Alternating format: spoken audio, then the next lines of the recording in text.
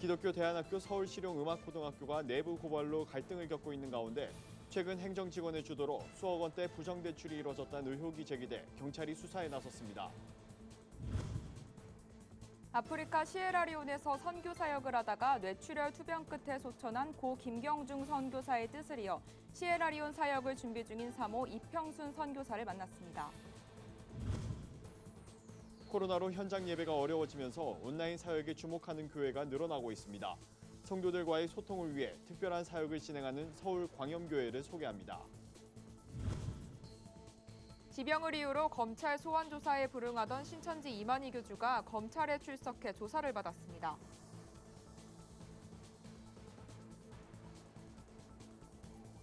안녕하십니까. 구티비 뉴스입니다. 서울시 교육청 1호 기독교 대안학교인 서울실용음악고등학교가 지난해 내부 고발로 교장이 해임되는 등 내홍을 겪었는데요. 이번엔 행정직원의 주도로 수억 원대 부정대출이 이뤄졌다는 의혹이 제기돼 경찰이 수사에 나섰습니다. 해당 직원은 학교의 비리를 고발한 내부 공익 제보자로 밝혀졌는데 그동안의 행보가 석연치 않습니다. 자세한 내용 최상경 기자가 취재했습니다. 지난해 회계부정 의혹이 불거진 서울실용음악고등학교.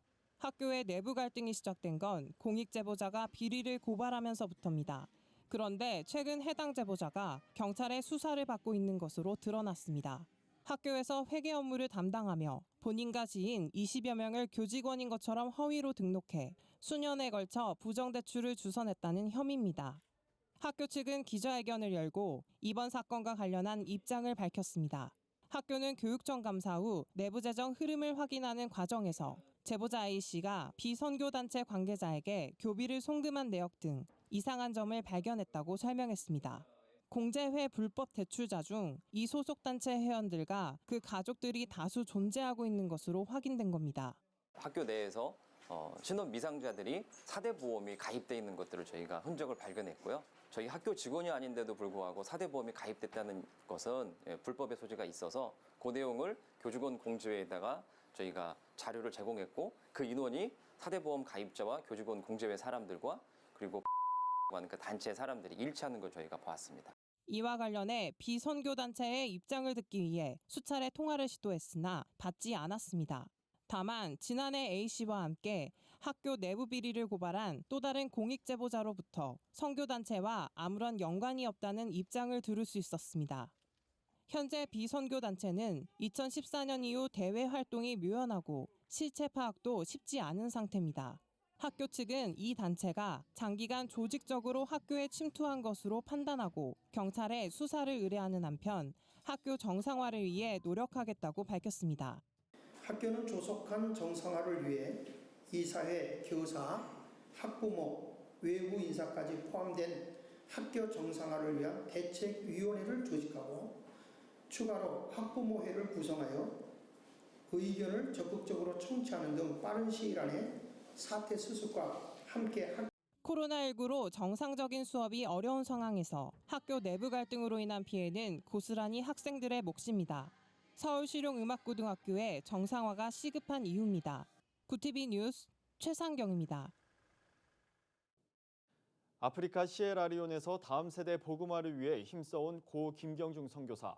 뇌출혈로 힘겨운 투병 끝에 지난달 우리 곁을 떠났습니다. 구티비 글로벌 선교방송단 선교사 기자로도 활동하면서 남다른 선교 열정을 보여줬는데요.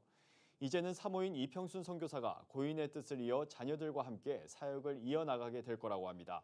조유연 기자의 보도입니다. 아프리카의 작은 땅 시에라리온에서 10여 년 동안 사역한 김경중 선교사가 소천한 지 한 달이 됐습니다. 슬픔도 잠시 김 선교사의 아내인 이평순 선교사는 시에라리온에서의 사역을 이어가기 위해 딸 김예은 씨와 아들 김선우 씨 그리고 아프리카 미래재단이 파송한 유진아 목사와 함께 시에라리온에 돌아갈 채비를 하고 있습니다. 시에라리온의 중고등학교 개교 등의 사역을 하루빨리 시작해야 하기 때문입니다. 이 선교사는 김 선교사와 함께 2017년 설립한 CEM 유치원과 초등학교 그리고 설립을 앞두고 있는 중고등학교를 통해 다음 세대 복음화를 꿈꾸고 있습니다. 말씀은 내 마음속에서 심겨 있으면 그 말씀의 역사는 성령님께서 하신다고 믿거든요. 그 말씀 안에서 이 아이들이 스스로 신앙 고백하고 그 아이들이 자라나서 시에라로 일꾼이 되는 거. 그럼 결국은 미래는 아름답게 변하겠죠. 특별히 이 선교사에게는 학생들에게 시에라리온 교육 중 가장 취약한 미술, 음악 등의 수업을 강화한 프로그램을 통해 다른 나라 문화를 간접적으로나마 체험할 수 있게 해주고 싶은 소망이 있습니다. 이 프로그램은 이 선교사의 딸인 김예은 씨가 맡아 진행하게 될 예정입니다.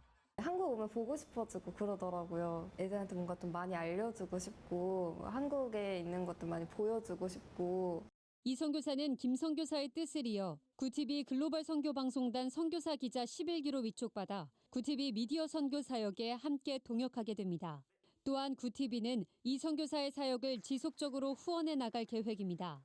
이 선교사는 구티비가 함께해 주셔서 많은 도움을 받았고 힘이 됐다며 앞으로 구티비의 사역 소식을 꾸준히 전해 많은 이들이 알 수 있도록 하겠다고 전했습니다.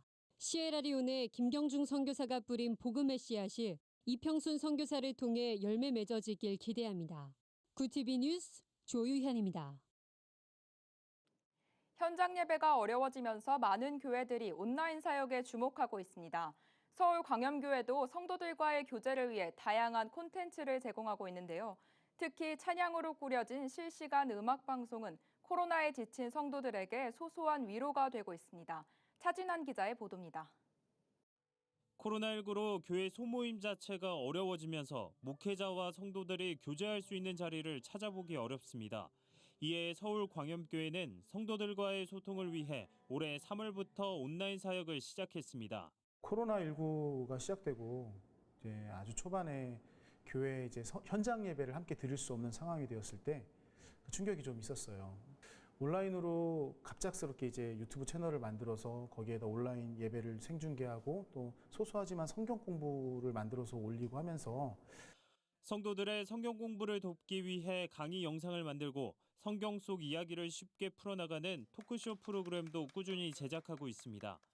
그중에서도 찬양으로 꾸려진 음악방송 오후에 떠나는 음악여행은 성도들에게 큰 인기입니다.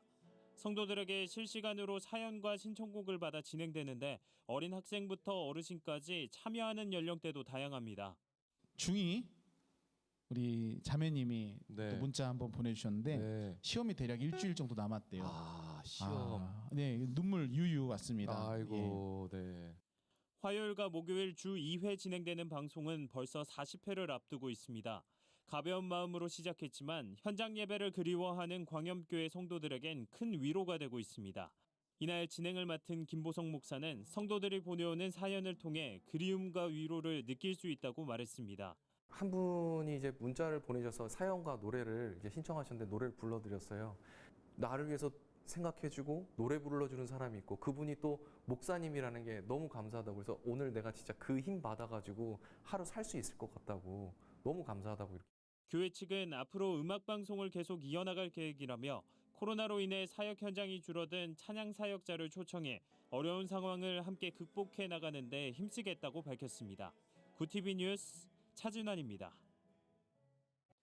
최근 신천지 이만희 교주가 지병 등을 이유로 검찰 소환에 불응하다 23일 출석해 조사를 받았습니다. 이날 이 교주는 오전 10시경 수원지방검찰청에 나와 조사실로 들어간 것으로 알려졌습니다. 이와 관련해 전국 신천지 피해자연대는 수원지검 앞에서 기자회견을 열고 신천지 이만희 교주의 증거인멸과 조작, 도주가 우려된다며 검찰의 이만희 구속 수사를 촉구했습니다.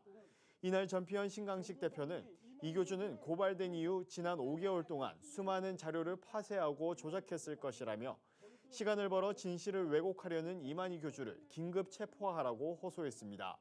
앞서 지난 17일 감염병 예방법 위반과 횡령 등의 혐의를 받고 있는 이만희 교주는 처음으로 검찰에 소환돼 조사를 받았습니다. 하지만 도중에 이 교주가 지병을 호소하면서 4시간 만에 조사가 중단됐습니다.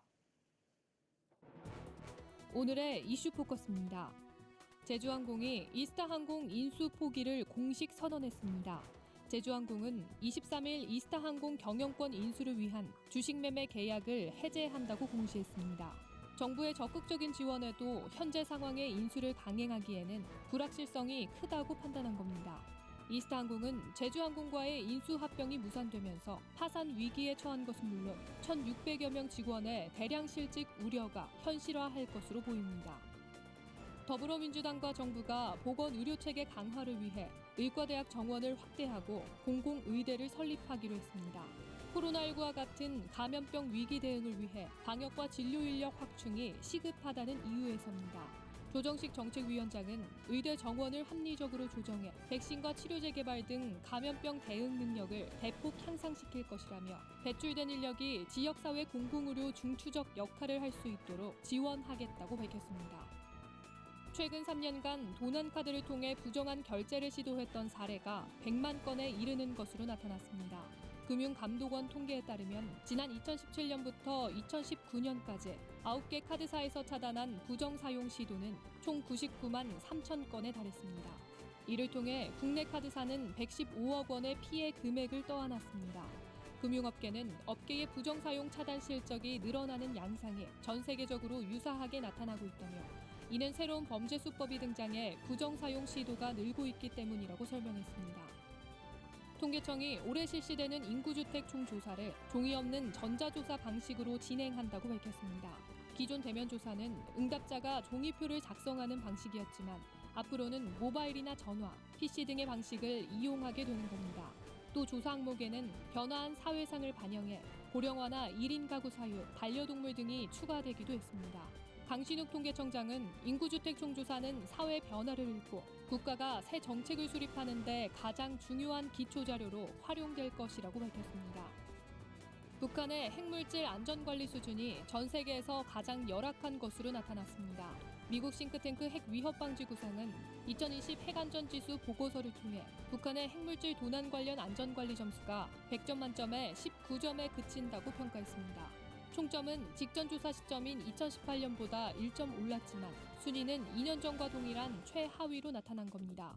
평가별로 보면 국제규범과 국내 관리 및 이행 능력 부분에서는 0점을 받았으며 안전통제수단 부분 점수도 27점으로 두 번째로 낮은 점수를 보였습니다.